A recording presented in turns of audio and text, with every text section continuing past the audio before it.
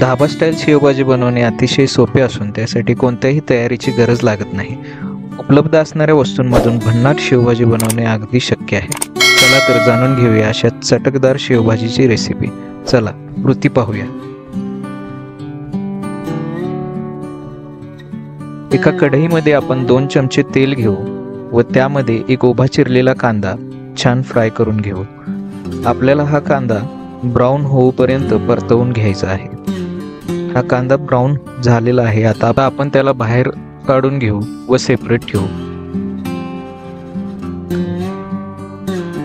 त्याचप्रमाणे आपण इथे एक अर्धी वाटी किसलेलं खोबरं घेतलेलं आहे, ते सुद्धा त्याच पॅन मध्ये आपण छान भाजून घेऊया व दाखवल्याप्रमाणे ते देखील भाजल्यानंतर बाहेर काढून घेऊ। आता भाजलेलं खोबरं, भाजलेला कांदा, थोडीशी कोथिंबीर, थोडेसे आले व लसणाच्या 10-12 पाकळ्या टाकून त्या सर्व मिक्सरला व्यवस्थितपणे बारीक फिरवून घेऊया। हा बघा आपला मसाला किती छान बारीक फिरवून झालेला आहे। तर एका कढईमध्ये आपण 3 चमचे तेल टाकून घेऊ। तुम्हाला जर कट जास्त हवा असेल तर तुम्ही जास्त तेल टाकू शकता।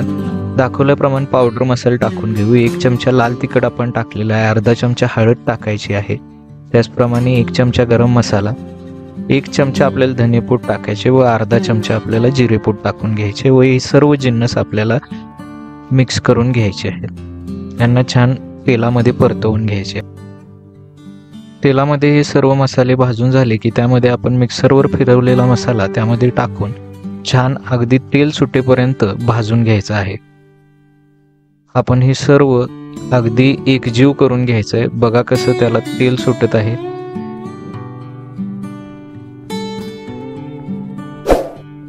मसाला खाली लागू नये म्हणून अधूनमधून आपण व्यवस्थितपणे त्याला हलवून घ्यायचं आहे।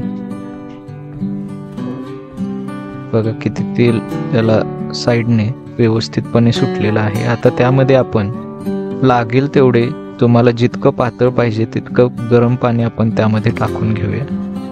रस्सा छान आपल्याला उकळून घ्यायचा आहे, त्यामध्ये चवीप्रमाणे मीठ आपण टाकून घेऊ। रस्सा छान उकळला आहे, आता त्यामध्ये आपण शेव टाकून घेऊया।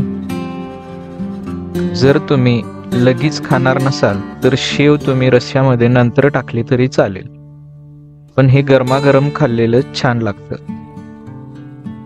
आता त्यामध्ये थोडीशी कोथिंबीर आपण टाकून घेऊ। बघा आपल्या रस्स्याला किती मस्त कट आला आहे। अशा प्रकारे शेवभाजी बनवण्यास अगदी सोपी आहे आणि होते देखील लगेच, आणि चवीला काहीतरी नवीन म्हणून तुम्ही ही ट्राय करू शकता। बघा किती मस्त कट आला आहे। एकदा नक्की करून बघा आणि चॅनलवर नवीन असाल तर चॅनलला सबस्क्राईब करायला विसरू नका आणि नवनवीन अशा सोप्या रेसिपीसाठी बेल आयकॉन दाबायला विसरू नका। थँक्यू।